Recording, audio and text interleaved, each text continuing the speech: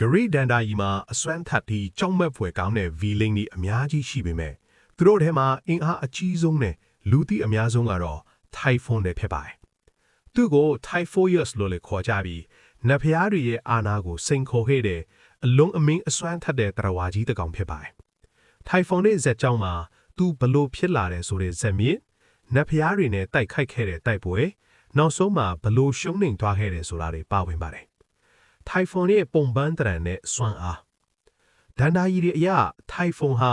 ကဘာမြေနတ်ဖျားမှာဂါယာနဲ့မြေအောက်ကဘာရဲ့အနှက်ဆိုင်ဆုံးအပိုင်းဖြစ်တဲ့ Tartarus တို့ကနေမွေးဖွားလာတာဖြစ်ပါတယ်။ရုပ်ပိုင်းဆိုင်ရာ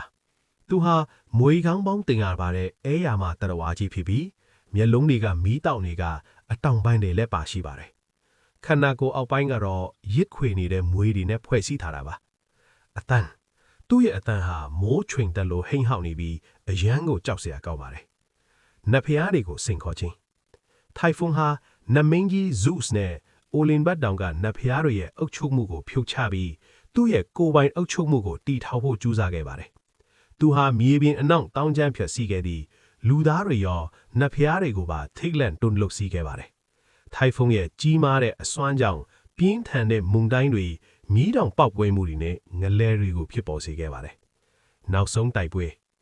နတ်ဖျားတွေဟာ Typhoon ရဲ့ချွေးမြောင်းမှုကိုသတိပြုမိပြီးသူ့ကိုရင်ဆိုင်ဖို့ဆုံးဖြတ်ထကြပါတယ်။နတ်ဖျားတွေရဲ့ဘုရင်ဖြစ်တဲ့ Zeus ကဦးဆောင်ပြီးဒီကြောက်စရာကောင်းတဲ့တရဝါကြီးကိုတိုက်ခိုက်ခဲ့ပါတယ်။ဒီမဟာတိုက်ပွဲကြီးမှာ Zeus ဟာလျှက်စစ်မိုးကြိုလက္ခဏာတွေကိုအသုံးပြုပြီးတခြားနတ်ဖျားတွေကလည်းသူတို့ရဲ့ကိုယ်ပိုင်စွမ်းအားတွေနဲ့ဝိုင်းဝန်းကူညီတိုက်ခိုက်ခဲ့ကြပါတယ်။